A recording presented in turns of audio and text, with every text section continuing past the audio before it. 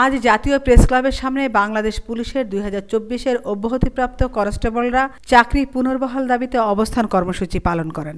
অন্যায়ভাবে তাদেরকে চাকরি থেকে অব্যাহতি দেওয়া হয়েছে দাবি করে তারা বলেন, সবার অভিভাবক হিসেবে একটাই দাবি, এই যে সারা বাংলাদেশে 63 জনের যে চাকরি থেকে বাধ্যতামূলক অব্যাহতি দিছে, তাদেরকে পুনরায় চাকরিতে বহাল করা, একটাই দাবি। সফলতার সহিত আমরা আমাদের ট্রেনিং সম্পন্ন করেছি।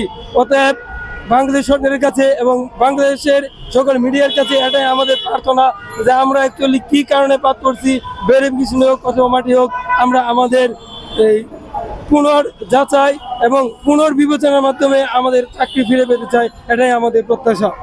আমিনা ইসলাম, আজকের সংবাদ।